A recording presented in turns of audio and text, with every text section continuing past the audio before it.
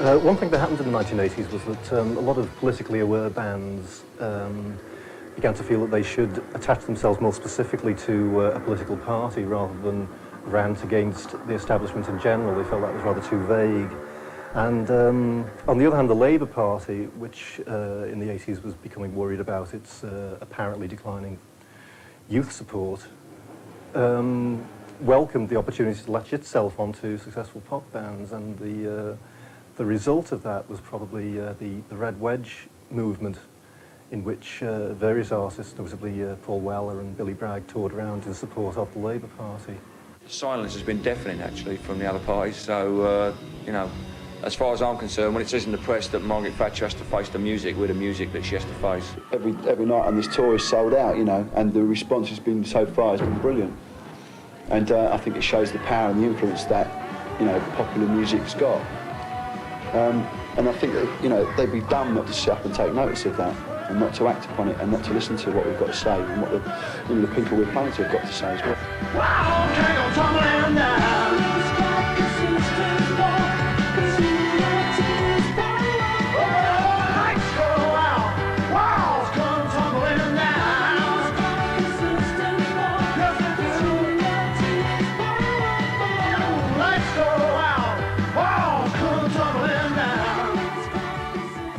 When people get up on stage and say, or sing songs about Margaret Thatcher being a prat, or political things, whatever, it really isn't changing the world at all. It reminds me of a lot of little boys getting up and stamping their feet and whining. If they wanted to do something, they could use their enormous wealth, and they are the majority of them, enormously wealthy people, despite claiming that they're not. I know what they sell. I'm in the business, I talk to them. They could use a small part of that money, perhaps, to help these people that they're worried about set up small businesses, because that's what I'm doing, and yet I'm considered to be a capitalist pig. But tell me, iron lady, are we moving to the right?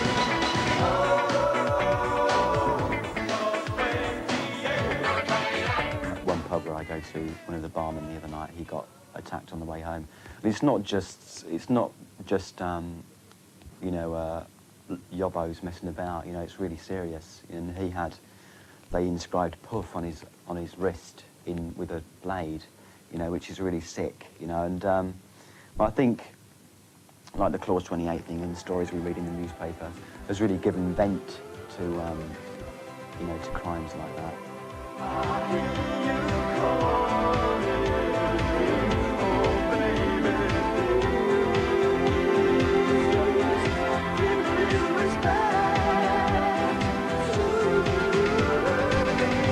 The Australian government wants to introduce HIV tests to people who want to immigrate there, and it's going to be, and it would be compulsory, and I think that's an infringement in people's kind of rights, basically.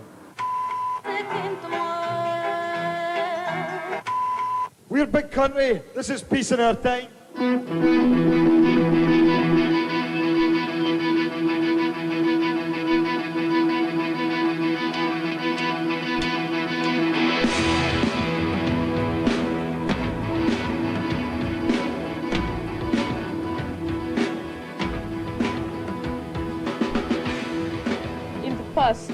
Rock music was considered in the Soviet Union to be actually sort of a forbidden topic, a forbidden theme. Very awe-inspiring to come to a city that you heard so much about when you were growing up and never ever really thought you'd have the chance to come and see. And I think there's a great deal of potential here in the Soviet Union still untapped yet, you know. Not for us and not for rock music in general, but for the people of the Soviet Union themselves. Well, some kind of revolution is definitely happening social-wise, and Russian rock and roll is just developing. Stand up for your rights. Get up, stand up. Don't give up the fight. Get up, stand up. Stand up for your rights. Get up, stand up. Don't give up the fight. There are more people in jail and being tortured now than in in the Second World War, and I think it's very easy just to forget all that and just assume that that's the way it is in other countries, and we can't do anything about that. And Amnesty is continuously proving that that's wrong and that you can make a difference to what happens to those people. And on the Conspiracy of Hope tour, which we did in America, meeting people, who spent hours and hours in sort of sadistic torture, suddenly brings it home. There's a real person there, and it's not just some charitable idea. It's a real person who was in real trouble. When I was a kid, I went downtown and I bought a single. I think it was Like a Rolling Stone. I was 15. And I came back and I put it on a record player. It was a little piece of plastic that I remember my father thought it was junk.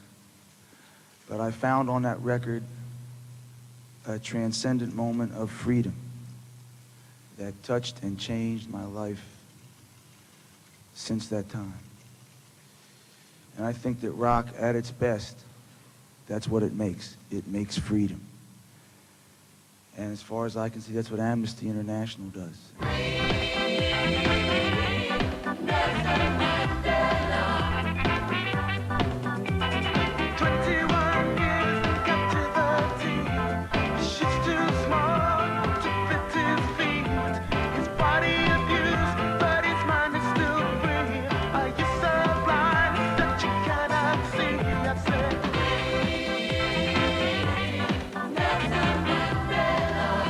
The preservation of order is a prerequisite, and I would say that the whole process of reform in South Africa, as blueprinted by the government, was held back effectively for 2 years while the ANC and other organizations tried to make the country ungovernable, in their own words.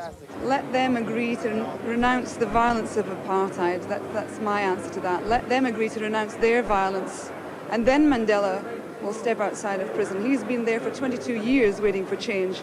When they make a step towards change, maybe then they'll give him the kind of freedom that he's looking for.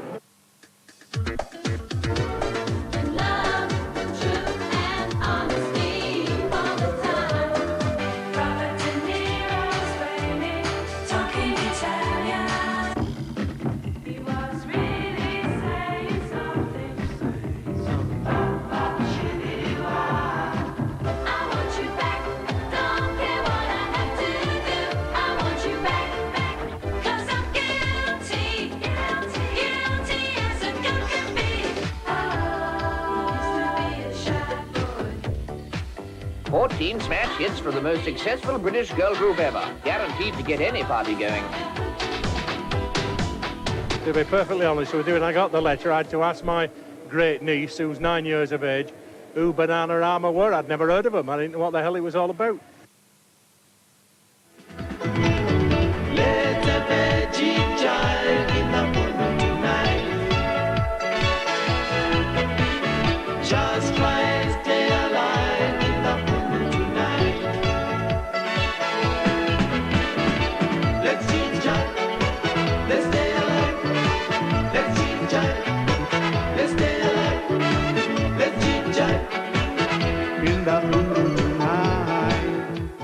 World music, that is one of the Gypsy Kings in the Spanish area of world music is a bit of a strange area, because 4 years ago you wouldn't listen to some flamenco geezer playing the guitar, because it was real James Last, dodgy kind of, Benny Hill territory. And then suddenly the Gypsy Kings came hot. And I don't know, bands like the Pogues in a way kind of broke that stuff, because it's similar with old Irish and country and western music. People weren't really that interested in it, and they kind of made it fashionable. Gypsy Kings made the Spanish flamenco playing fashionable. And they're enormous. I mean, they got very, very big.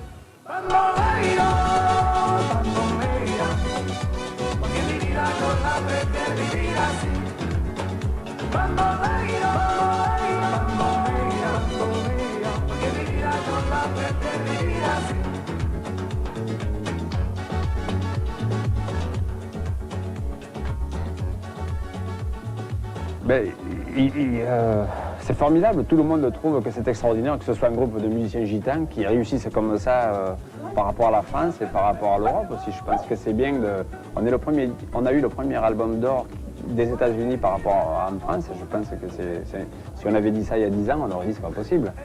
Et aujourd'hui, par exemple, à Wembley, on a le ministre de la Culture française, Jack Lang, qui vient reconnaître une des facettes de la culture française à travers nous. Je pense que c'est bien. C'est une belle leçon d'humilité. I think music's always worked like that as a means, as a doorway into understanding a culture. I mean, all the arts, I think, work like that.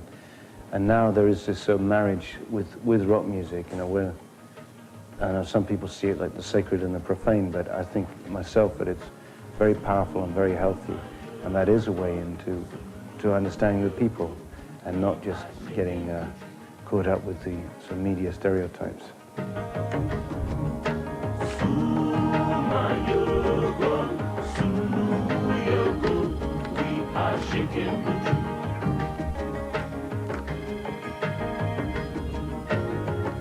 Wasting your time, dreaming of a better life. Wasting your time, so much more than just a while.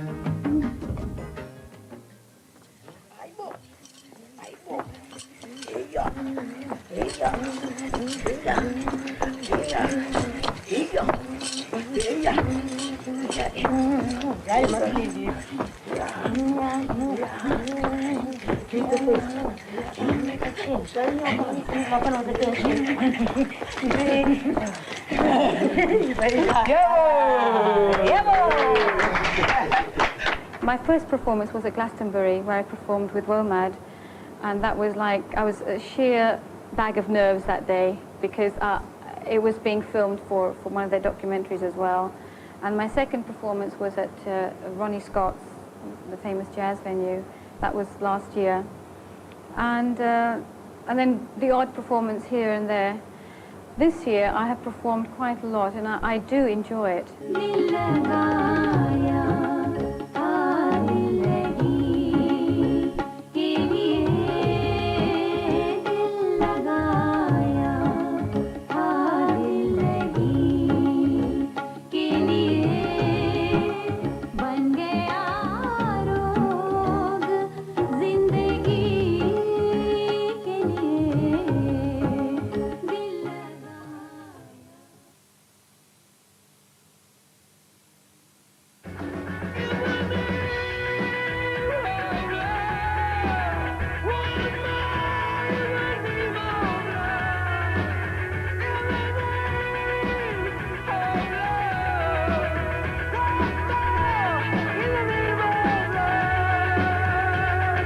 The purpose of the album, from our point of view, is to introduce Greenpeace to new countries and to a new audience, to provide funds for us to open new offices and for our international campaigns. This group of people were in Moscow, I think 3 months ago, doing exactly the same thing, and we feel very pumped up about the fact that it did very well.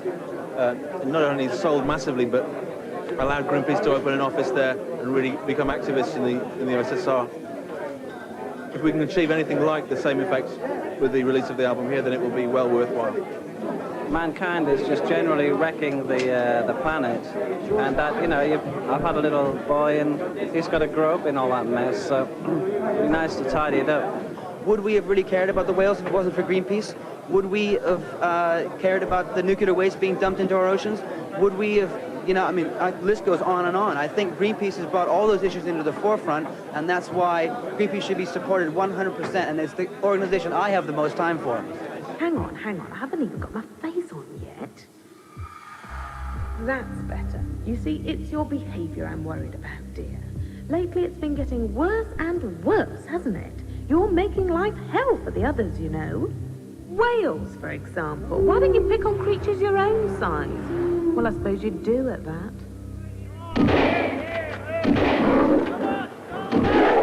The problem is very, very serious. It's the most important problem that we face. It's no exaggeration to say that the Earth is dying. We're killing off the plants, we're killing off the animals. Millions of species of plants and animals will be extinct before the end of the century. So either we do something now, or our children will inherit a blackened planet. There'll be nothing left for them. And indeed, because we're also harming human health, the way we're poisoning the water and the air we breathe, the very food we eat is contaminated with pesticides. So we have to act very urgently. This is the most urgent problem facing the human race, and if we don't do something about it now, then there'll be nothing left for our children. I knew you before you could even walk. Actually, in those days, I was considered a bit of a beauty myself, you know. Covered in forests and full of life. We were just one big happy family. Me, the animals, and you. And then you got civilized. Now, don't get me wrong. I have nothing against civilization. In fact, I was rather proud of you at first. It's a global issue. It affects everybody. And for a lot of the industries who keep pumping out products which are harmful to the environment, they're not illegal. We believe they're immoral. We believe the fur trade is immoral, but it's not illegal, and it will continue as long as there's a public demand for these products. Look, the forests make the rains fall, the rivers flow, and they make your oxygen. Half of the animals live there. The other half are dead. Remember the animals? They were big in the Jurassic Age. Well, as fast as I can grow these forests, you're chopping them down for paper and wood. You'll be the death of me, you lot. You really will. There's a lot of terrible things happening in the world today, and there's a lot of people that need our help, and there's a lot of environmental issues that need to be dealt with. In the Brazilian rainforest, like I said, the night of the performance, the benefit performance, I didn't think that it was such a personal issue for me. I didn't think it was such a big deal until I got all the facts about it, you know, and it really is, I mean, more than, you know, the threat of a nuclear war, which may or may not happen. You know, if we destroy the rainforest, we are destroying ourselves, and it's happening right now. And in 50 years, the entire rainforest will be gone, and we need the rainforest for oxygen. We need the rainforest to absorb the carbon dioxide that goes into the atmosphere from all the cars and all the pollution. And we need the forest to help find cures for AIDS and cancer, which is an important issue for me. My mother died of cancer. My best friend died of AIDS. So it's a really, vital, important issue. These are some Indian friends of mine in the Amazon. Their lives today are in great danger. Their beautiful home in the rainforest is being destroyed. This is the rainforest in 1900. And this is the rainforest today. And this is the rainforest in 30 years if present trends continue. Well, there are two areas that we're dealing with. One is to raise awareness, talking on television and speaking to newspapers and the radio. And the other is a much more practical way of dealing with the problem of the rainforest is actually inside the rainforest. I was there 2 years ago, and I've been back about 3 or 4 times. And this is a pristine area of rainforest about the size of Great Britain that we want to demarcate for the Kayapo Indians. That would cost us $3.5 million. And we want to do this because we need to create a model in the jungle that protects the Indians, that protects the wildlife, that stops the rivers from being polluted, protects the trees. And if this model works and is seen to work, then it can be repeated.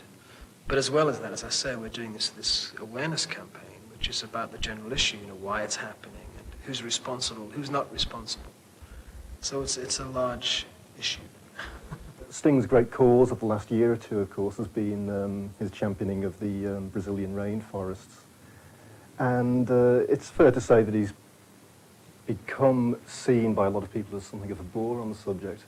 At the same time, Sting is a very self-aware kind of person, and he was saying that when he stands back and takes a look at himself, championing the cause of the rainforest, sometimes he feels like going over there and chopping down a few trees himself.